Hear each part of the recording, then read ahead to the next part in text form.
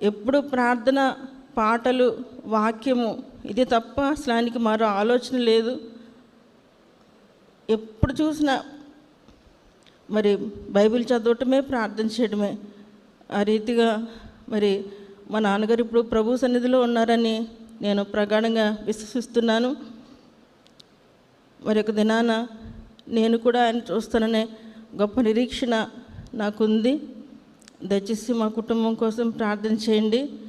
మరి నా పేరు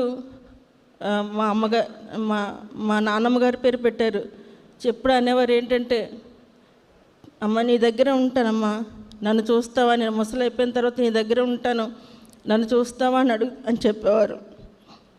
ఎందుకంటే వాళ్ళ అమ్మగారి పేరు నాకు పెట్టారు. ఆవిడ పేరు పార్వతమ్మ. మారుమనసు పొందిన తర్వాత శాంతమ్మగా మార్చబడింది. ఆ పేరు నాకు పెట్టారనమాట. అందుకని ప్రత్యేకమైన ప్రేమతో అందరి పట్ల, ఒక్కొక్కరి పట్ల ఒక్కొక్క ప్రేమ చూపించారు. అందరినీ అసలు చదువు విషయంలో అసలు ఎలాంటి తేడా చూపించలేదు. వీరు మగపిల్లలు, ఆడపిల్లలు వీళ్ళకి చదివించడం ఎందుకు అలాంటిది లేదు. అందరూ మీరు ఎంత చదువుకుంటే మిమ్మల్ని అంత చదివిస్తామన్నారు. నన్ను అయితే డాక్టర్ చేయాలని చూశారు, కానీ మరి నాకు ఆ ర్యాంక్ రాలేదు. కానీ దేవుని చిత్తం నా జీవితంలో మరొకలా ఉంది కాబట్టి దేవుడు తన సేవకుడికే మరి ప్రత్యేకించుకున్నారు, ఒక సేవకుని భారీగా.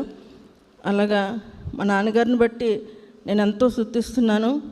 మా నాన్నగారు ఎప్పుడు ఎంత చెప్పినా ఆయన కోసం తక్కువే. అసలు ఆయన కోప్పడం అనేది మాకు తెలీదు, ఒక దెబ్బ వేసినట్టు మాకు తెలీదు. మా అమ్మగారన్నా ఎప్పుడైనా తప్పు చేస్తే దెబ్బ కొట్టేవారు, కానీ మా నాన్నగారు అయితే ఒక్క దెబ్బ కూడా కొట్టలేదు. ఆయన ఏదైనా బాధపడితే, అయ్యో నాన్నగారిని బాధ పెట్టాము, ఈ తప్పు చేసి నాన్నగారిని బాధ పెట్టాము అని మాలో మేము బాధపడిపోయేవాళ్ళం తప్ప నాన్నగారు అయితే మమ్మల్ని ఒక్క మాట కూడా అనేవారు కాదు.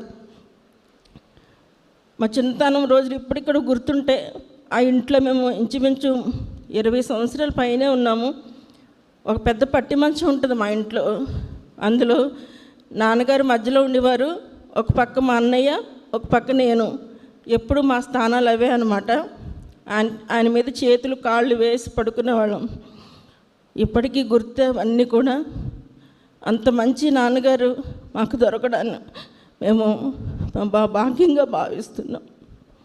మా కుటుంబం కోసం ప్రార్థించవలసింది కోరు.